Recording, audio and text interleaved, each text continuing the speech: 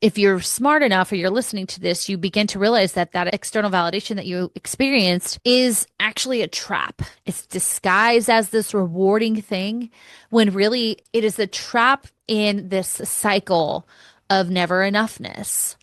And it is so, so, so toxic. And it is really the thing I truly believe that stands in most people's way when it comes to their health.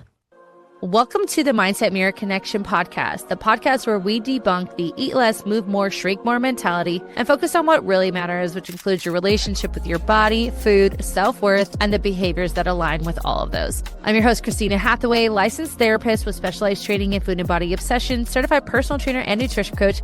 At the Mindset Mirror Connection podcast, we believe what you say in your mind, you see in the mirror. So let's have a conversation about that. Before we get into today's episode, I want to make sure you subscribe to this YouTube channel. Also, if you don't want to miss any content that's being dropped, make sure you hit that notification bell as well. I also want to know who are the people you want to hear from on this show and what topics would you like me to continue to cover. Thank you so much for your continued support. Now, let's get into the episode. Welcome back, gang. I'm so excited to have you here today to talk about the dangers of external validation, right? The dangers of needing approval from everyone else. Maybe that's what we should call this.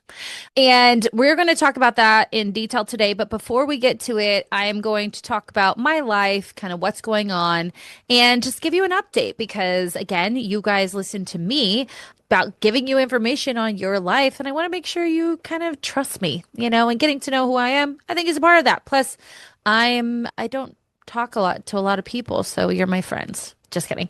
If you are not interested in that, you can check out the show notes below and it will tell you when we start talking about the dangers of external validation. Actually, I feel like this is so serious. Maybe I shouldn't do the banter. All right, let's no banter, you guys. So I'm going to bring it back. Hey guys, welcome back to the Mindset Mirror Connection podcast. I am so excited to have you here today. And today we are talking about the dangers of needing approval from everyone else, the dangers of external validation. And external validation is something that so many people struggle with or need in an effort to feel whole in their lives. And in today's episode, we are hitting on this deep issue because it mirrors many of the women who listen to this podcast, women who are high achieving, and they are constantly like, how do I get more praise? And they're oftentimes afraid to look at this because external validation is addicting, you guys. It can be like a quiet drug of being seen, being needed, being praised. And it's quietly draining your power, your worth, your humanness. So we're going to get into it today. So let me talk about what external validation is and how it can become an addiction. So what I mean by this is not, feeling happy when you get praise or feedback, like that's human. Being able to have people say nice things to you is wonderful. Being validated for something is wonderful. Even getting feedback like great job. We love that. What is different about what we're talking about is when it becomes a dependence, right? And as I mentioned, it's when it is shaping your identity, your worth, your choices around approval, around getting the applause or being perceived as the strong one, the fit one, the successful one. External validation becomes addictive when you can't rest unless someone tells you you've earned it, which we talked about on our sleep podcast. You don't believe you look good enough until someone says something, someone compliments you. That one person that made the mean comment asks you what you did to lose the weight. That's a big one. You might feel unsettled when you're not being needed. So this is a great example. You get into a relationship with someone who is very independent. They are not someone who needs external validation. They don't need anything from you. They just want to be with you. But if you've not done your work on this, you're going to feel abandoned by them rather than recognize it as something very healthy, right? You might even feel unsettled when you're not producing something. I see this a lot when women are just bored and they feel almost outside of their bodies. And here's the problem is what you're doing is outsourcing your sense of self. And you don't ever fully feel safe in your own skin. This is really interesting because this topic was created before I had to step away for a couple weeks, right? And so I I had originally this should have aired like at the end of August. But fast forward, we're in September. And today I was watching while I was working out a Call Her Daddy episode with Brittany Snow. And she was talking about her own struggles with an eating disorder. And she said those exact words. She said, Alex Cooper said, like, what do you want people to know about eating disorder? And she said, it's never about the food. It is really about not feeling safe in yourself. And the body dysmorphia and the eating disorder is very much this like external thing that I can focus on. And yes, there's a part of it that is focused on vanity, but it's this external thing that I can focus on and almost get outside of my body and perceive myself from the outside because it's too hard to be with it. And we are going to get into it. So let's talk about where it starts, right? You obviously didn't choose to like live your life needing everyone to approve of you, need you, you to be the achiever. This is something you've learned, right? You've learned that you earn love. So when I say love, you can, interject safety, identity, worth, love, affection, approval, right? Whatever it is. Those are your like some of your unmet needs. You've learned to earn love, safety, approval by performing, right? You learned to be worthy by disappearing from your own needs and meeting the needs of those around you. And oftentimes, this is due to our parents, right? And you've learned to, that you can be safe if you're liked by others, right? And now what happens is you're chasing the gold stars, right? On this kind of an invisible scoreboard that never fills up. Never fills up. My friend Crystal, who's been on this podcast, made a brilliant reel, and she said it was a screenshot of her client who you just see the weight loss, boom, boom, boom, boom, boom, and a message from her client that says, I've lost all this weight. I'm down like 6 dress sizes. It was something amazing, like great weight loss. It's probably over a long period of time. Knowing Crystal, she doesn't do like the fast stuff, even if you're like on a GLP-1. Ow. So sorry, I tweaked my back again this morning. And the client in the thing says, but I don't see it. Or I want more. Or still don't feel like enough. Right? They, the goalpost keeps moving, even though we've seen this significant weight loss. And I've seen this myself with clients. And so many of my clients need that gold star. They need it from me. And when I'm able to pick up on that, that's when we start doing the real work of like, how can you gold star yourself? And in a way that's not like, because I achieved this. No, no, no, no, no. In the ways that we'll talk about.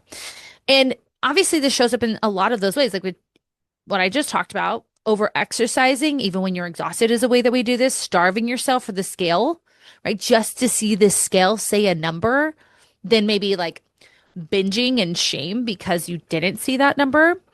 And one of the biggest ones that I see from our clients is saying yes to everyone and everything to avoid disappointing someone, right?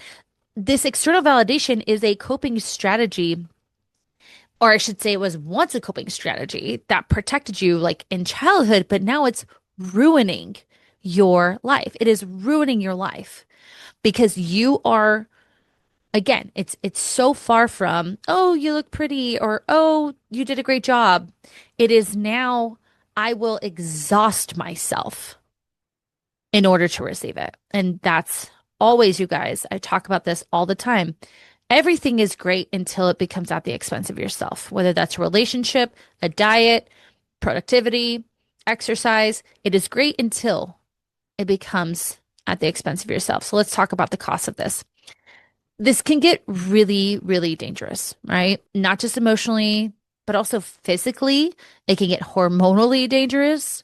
It can get spiritually dangerous, right? And that's where things get very scary. When your nervous system is addicted to being perceived in a certain way, it can do crazy fucking things, especially when it thinks it's based in survival. Our bodies are brilliant. I talked about this on the grief conversation, like how brilliant our bodies are. Like it prepares for death, right? It also prepares for abandonment, right? It prepares for making sure that it is a part of the tribe. And why I'm using these words is because we have to realize, like, from the dawn of mankind, like, these are things that we innately had in us. Okay. So it will start to adapt in certain ways, like overriding your hunger cues just to look leaner, right?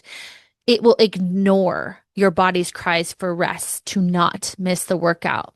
It will suppress the truth of what you feel, the truth of what you don't want to do, just to avoid judgment from other people. Because we don't want to be not a part of the tribe, right? We don't want to be left behind.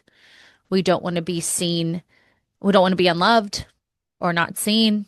And the kicker is that no amount of external approval will ever feel like enough. Like I need you to hear that. It will never feel like enough when we have that emotional addiction to it, when it is what we define as being worthy or good enough, because it was never meant to replace your internal safety, right? It should have never replaced your internal safety. I want to tell you that. If you grew up in a household where you only felt seen, heard, loved by the grades that you received, the scores that you kicked or whatever, the cheerleading squad that you got on, the job that you got, the college that you got into, how selfless you were. Again, all of these things are positive things, but there should have been a gray area. If you were treated, it's not even treated like kindly. It's how were you treated if you didn't do that? That's more important to ask yourself. How was I treated when I got the B instead of the A? Right?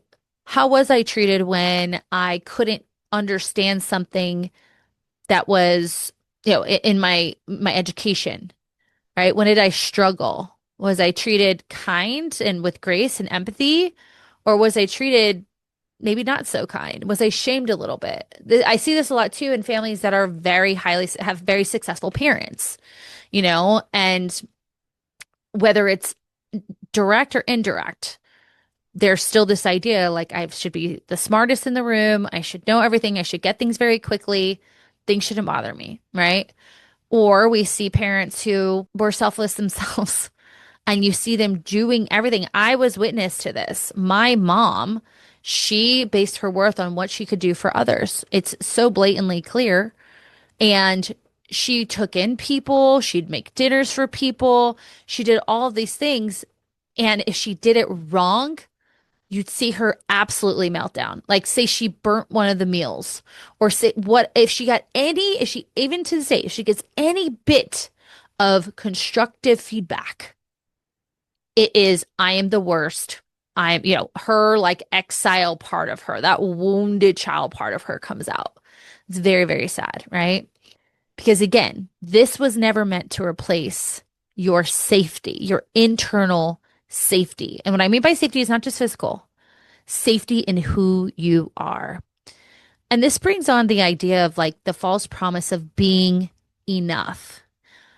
Many women think if I just hit the weight goal, I will be enough. If I just land the promotion, I'll be enough. If I just get the guy, the girl, I'll just be enough. I will feel enough. I had a potential client call last week, and this particular person has gone through several drastic, and I won't share her story. I'd like her to actually come on this podcast. If we do choose to work together, she will come on after we do our work together because I think we could do great work. She has gone through several extreme changes. I wish I could tell you, but again, it's not my story to share. And still to this day, she does not feel enough. She overexercises, she undereats, she does other things if necessary because her worth is solely in the scale, right?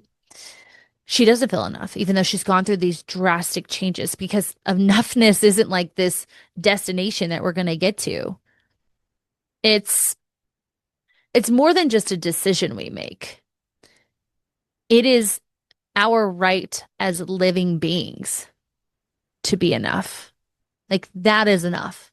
I say this to you guys all the time. You can't fake your way into being, you know, enoughness with aesthetics, right? With achievements, with people pleasing. Because what happens when people stop applauding you, right? What happens when the person you built your worth around stops validating you, right? If it's like a partner or something like that. What happens when you finally achieve the thing and you still feel hollow inside? That happens all of the time.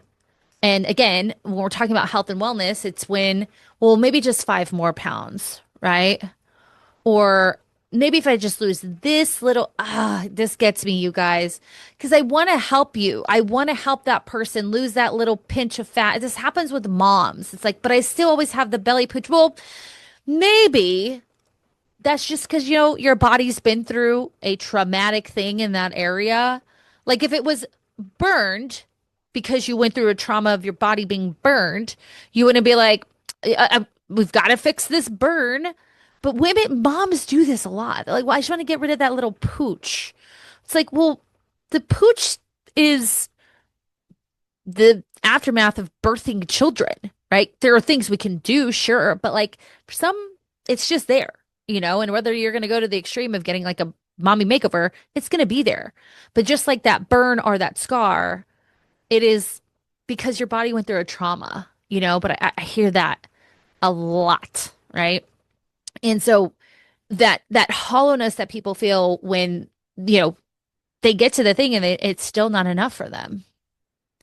It's something that you if you're smart enough or you're listening to this, you begin to realize that external validation that you experienced is actually a trap, right? It's a trap. It's disguised as this rewarding thing when really it is a trap in this cycle of never enoughness. And it is so, so, so toxic. And it is really the thing I truly believe that stands in most people's way when it comes to their health, right? Because they lack boundaries when it comes to doing too much or doing enough, right? And what I mean by that is people will not recognize like my worth is in my existence and I can still take care of my body. But I'm not taking care of my body to be better for anyone else or anything else. I'm taking care of my body because I respect my body. And listen, I am preaching to my own choir. I, for years and decades, needed to change myself to be enough for other people. I would caretake the shit out of people that I was in relationships with.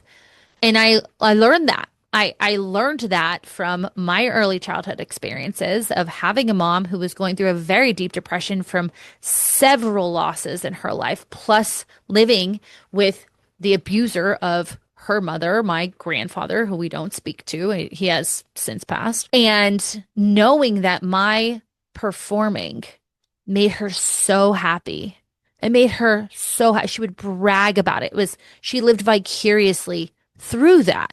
So of course I learned that my worth is in my performing and making people happy, being selfless to others, taking care of others. And it put me in a place where I'd get into these relationships with people that I thought, well, if I would see that little person in them right? Or I would see parts of my mom in them, right? And I would think, okay, well, here's my opportunity to fix that wounded part of me through them. And I would just be in these terrible relationships over and over and over again. Not on, and that's not even including the shit that I would do to my body because I equated that if I looked a certain way, I would get the person, right? Plus, growing up in the world of dance, my body was always on display. And so I get this. Like I 1000% understand what you're going through. And it wasn't until I did this work that I can be what I was talking about. I take care of myself because I respect my body. Like today, I hurt my back and everything in me wanted to like that I shouldn't say everything, that inner part of me that said, keep going, keep going. It was still there. And so I said, okay, I I don't want to, you know, be unable to move for the rest of the week. So we're definitely not lifting weights. I got some bands out. I got the stability ball out. I did some things to help make myself feel better. Okay. And I don't feel bad about that.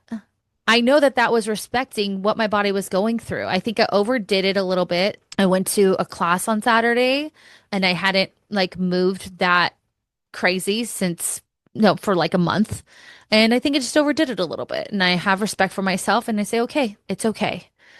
And so I am now able to look at so many things. My relationship, like I don't need him.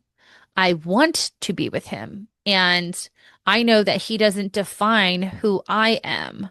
And I should say, rather than but, and I respect him and I love him and I cherish him. Both of those are true for me.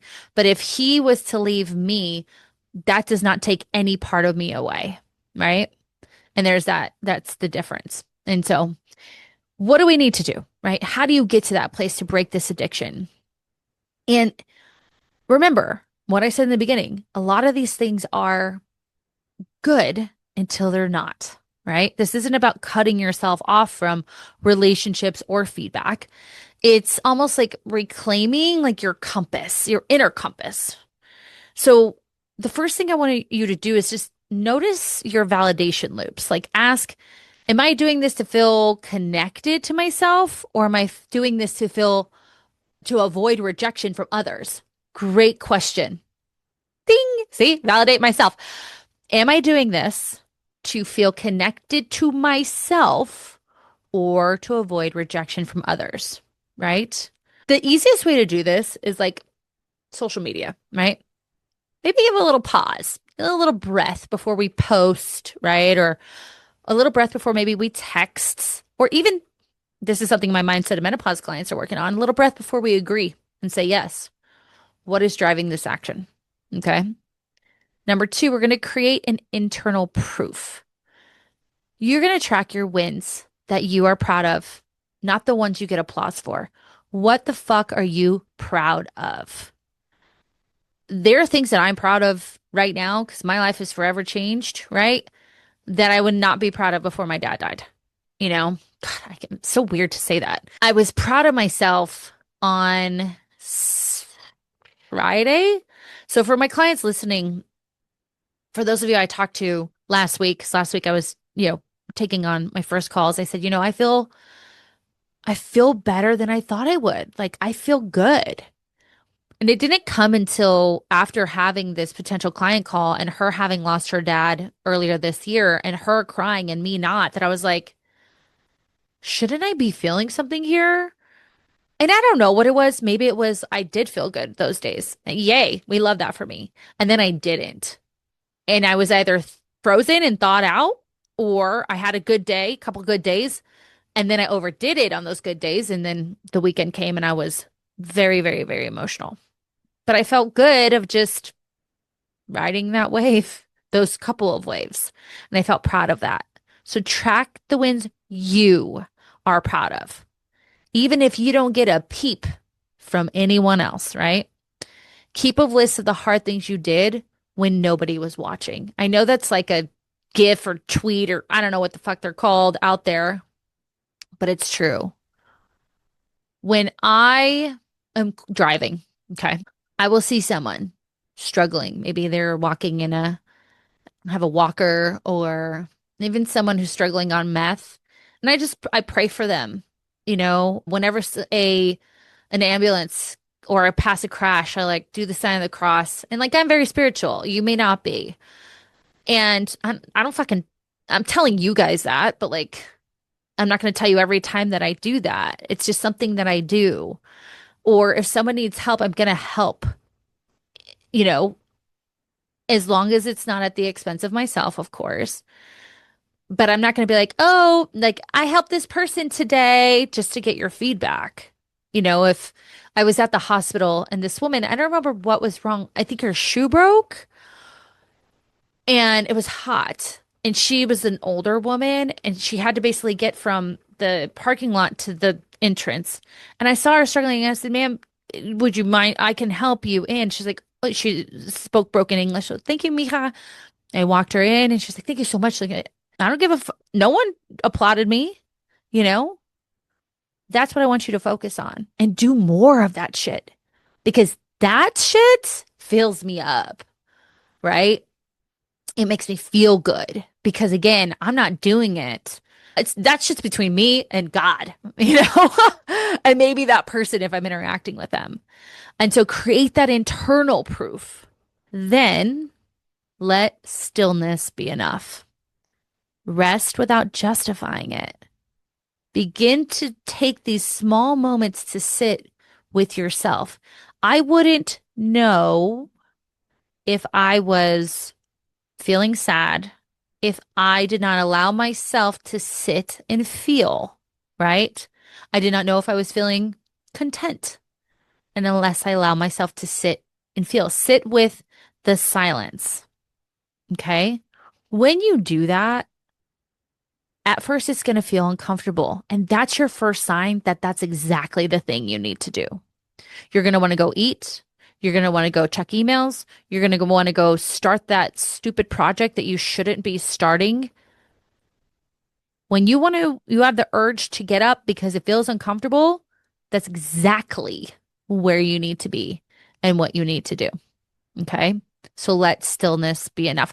I want to come back to creating internal proof, by the way. Wear the freaking outfit that you want to wear.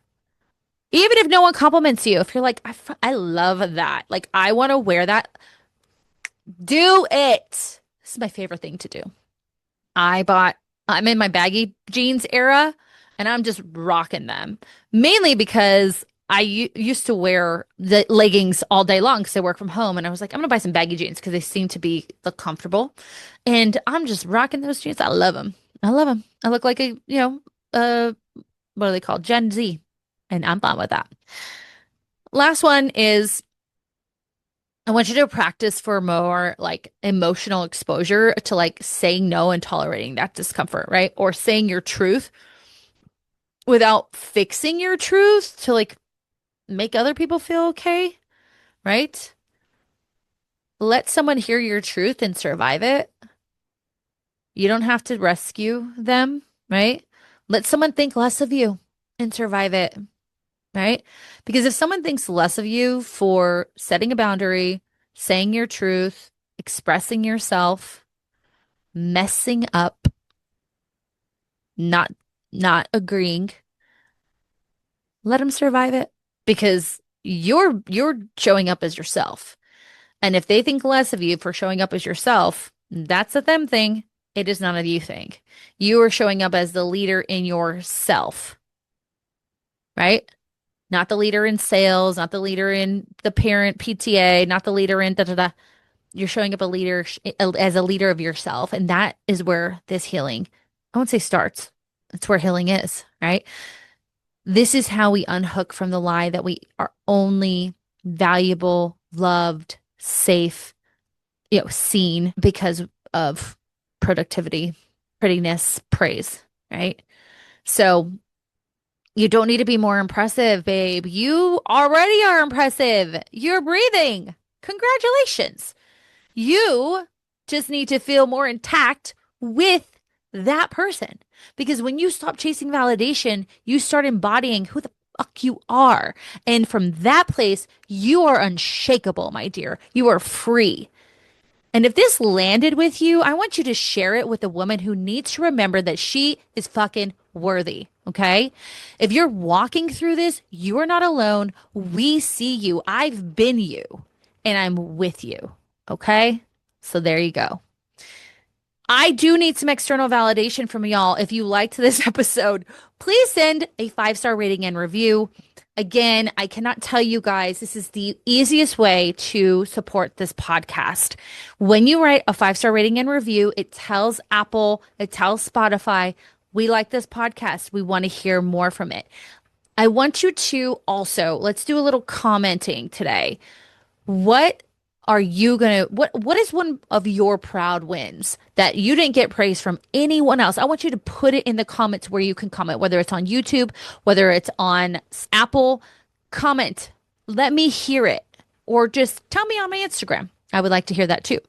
And of course, if you are ready to work on this and you want to have someone to guide you and help you through it, understand it, hold your hand, hold you accountable, help you learn these things while also creating a relationship of respect with your body, you can check out all of my coaching information at mindsetofmatter.com. And I'm going to leave you, if you haven't already figured this out through this episode today, reminding you that what you see in your mind, you see in your mirror. Talk to you later.